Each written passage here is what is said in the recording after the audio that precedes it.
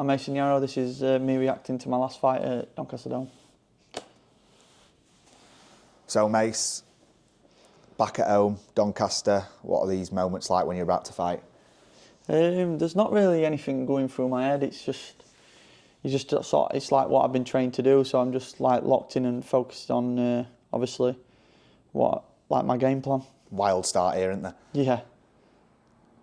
Was you surprised how aggressive you are? Yeah.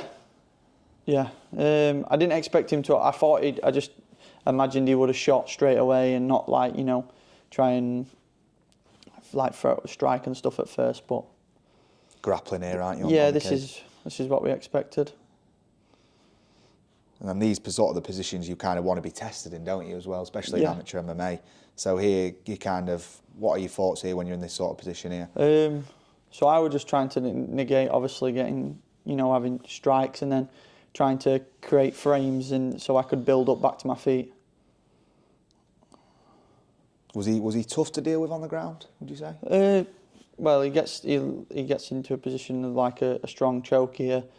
So, he caught, so obviously I made a mistake there and he capitalised on it. But at this point, it were obviously tight. It's its tightest point here now, but once I'd realised I weren't gonna technically go to sleep or after tap, I knew the choke would only get looser. Do you know what I mean? You can only squeeze so long. Being in these sort of positions, what are your thoughts? Is everything just going 100 mile an hour? Nah, you're pretty calm. I could hear Danny and Jay telling me what to do and guiding me. I'm pushing his hips away so he can't lock his legs, because if his legs had come round and grabbed onto mine, he would have made it tighter. So obviously I'm trying to keep that distance.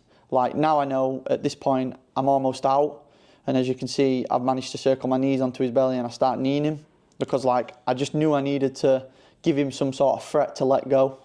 Do you know what I mean? He'd sort of that were his. He'd grasped onto that were his chance there, and once it's obviously gone, people don't.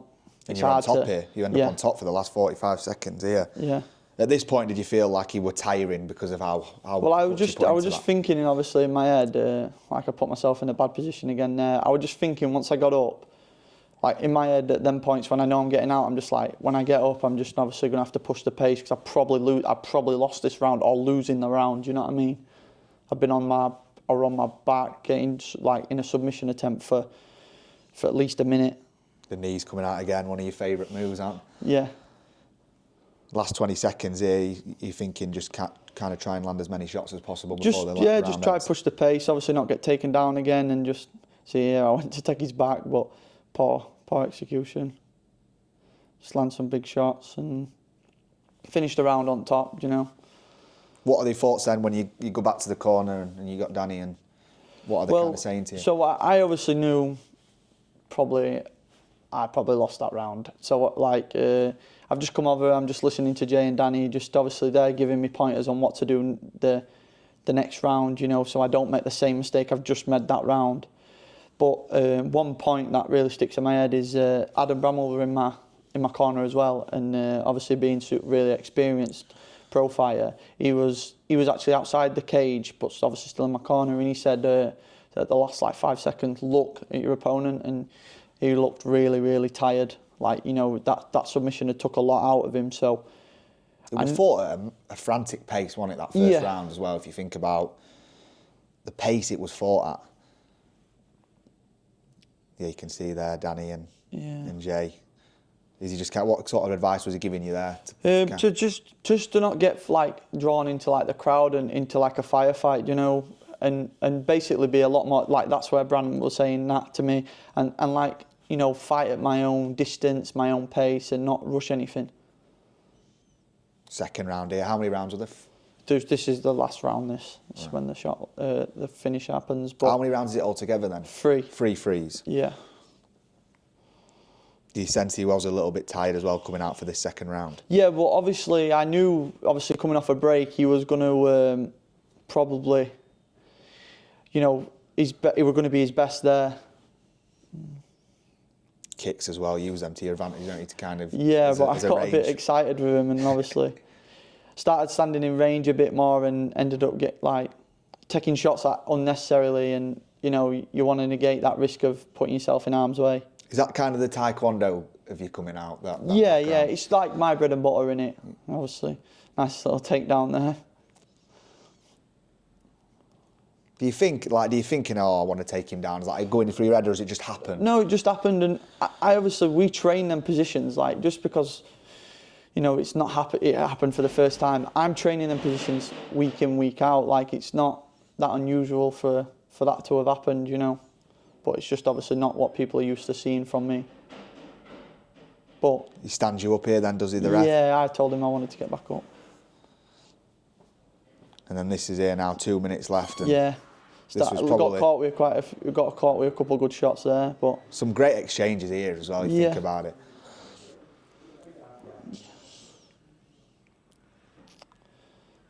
He was tough, wasn't he, as well? He took some big shots, to be fair to him. He was a tough lad. Could you hear the crowd? Yeah.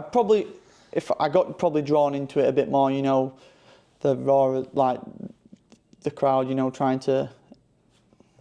Can you feel him like breathing on you here and like Yeah, deep so breaths? yeah, I could hear that. I could hear him, and I felt fine, so I was able to keep on pushing the pace, you know, trying to create distances and stuff like that. You're still fighting at a frantic pace here. That shows probably how much you push yourself in training as well. Went for the spinning back kick there.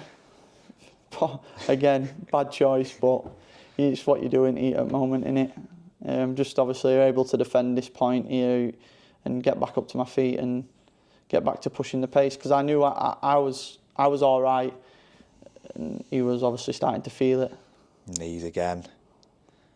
Could you feel it coming a little bit here now? Well, throughout the fight, obviously, this is the final shot. Head kick. Yeah. Did you feel it connect perfectly? Yeah, I knew that like, it wasn't, like, I didn't throw it with full power. I didn't throw it with, it was just more speed, and the kick lands as he's fully extended, so there's nothing in the way to defend himself. So did you think you had enough like range to find that kick? Because it feels like you were quite close to him as well. So throughout the fight, I kept on throwing, like, I think I threw it 4 times, that head kick, obviously the 4th being the final one. But every time it were getting a little bit closer, and, you know, with doing taekwondo for that long, them sort of kicks have, you know, they're programmed in. You start finding your range throughout, and then obviously I was able to capitalise on, like, that is a straight taekwondo move, making someone miss by a centimetre and being able to exploit and use that and exploit that opportunity you've created. Best moment of your career so far? Yeah, probably. I really enjoyed London, you know, going obviously that far away, and the crowd reaction after that were really good as well. But yeah. Expect more of the same? That's the plan.